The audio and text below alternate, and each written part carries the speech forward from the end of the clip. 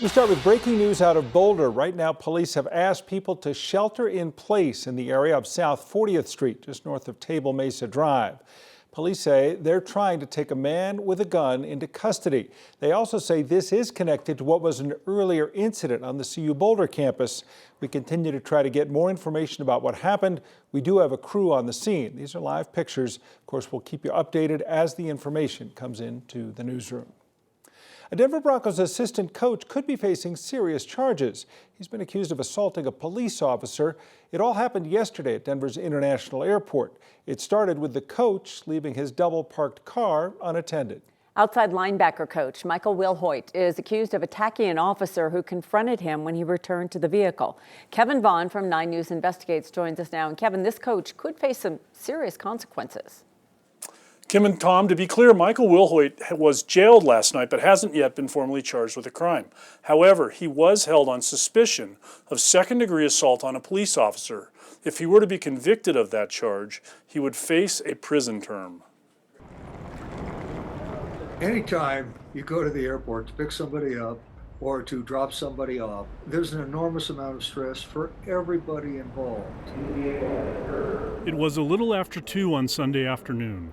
That's when trouble started in a passenger pickup lane at Denver International Airport. According to this affidavit, a man left his double-parked vehicle unattended, a no-no. After he returned, a uniformed Denver police officer told the man he could not do that.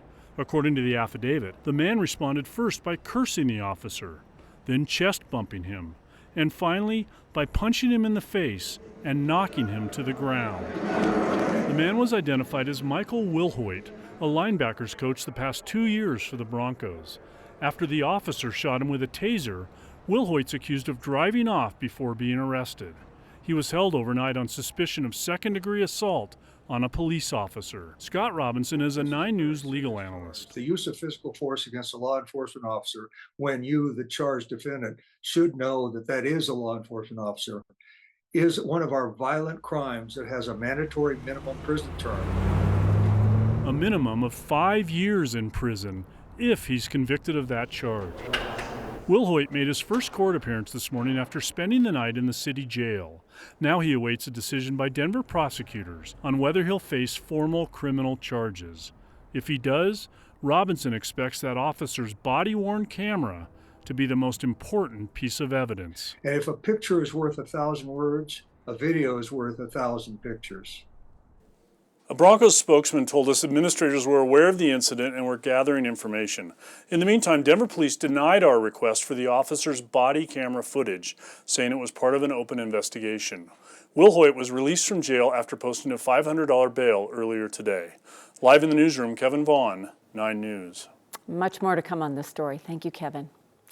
One of the people charged in a deadly carjacking nearly 2 years ago took a plea deal today. Prosecutors say Radon Collins was part of a group of 3 who shot and killed Ahmed Zilladine in the parking lot of an apartment complex near South Quebec Street and East Yale Avenue. Collins was 17 at the time. He was charged as an adult with first-degree murder and second-degree felony murder. Today, he pled down to aggravated robbery. He is set to be sentenced in May. A suspected DUI driver is being blamed for crashing into a Fort Collins police car over the weekend. According to Fort Collins PD, officers responded to the scene of a crash near Shields and Laurel just before midnight on Saturday. Police say a man hit 2 trees while driving southbound on Shields. They say that man had serious injuries. And while officers were investigating the crash, police said another driver hit a parked patrol car. Police arrested that driver on suspicion of DUI. For the 3rd time this year in Colorado, someone was killed in an avalanche. It happened over the weekend in Grand County. Officials say the avalanche was triggered by a skier in a steep area above Berthoud Pass known as the Fingers. The man who died, Nathan Ginn, was from Littleton. According to Compass Montessori Schools out of Wheat Ridge, he was an art teacher for 14 years. In a statement, the school said Ginn was a beloved member of their community who had an infectious grin and a natural ability to connect with others. This is the second deadly avalanche in Colorado in less than a week. On Thursday, a 41-year-old woman from Crested Butte was killed in an avalanche in southwest Colorado. The Colorado Avalanche Information Center says that February is the deadliest month for avalanches in our state. Let's move to the weather and take a live look over Denver. Almost a week ago, we were dealing with those single-digit, even sub-zero temperatures. Well, we're knocking on the door now of record-breaking highs. So let's get right over to 9 News Weather Impact Team Chief Meteorologist Kathy Sabin.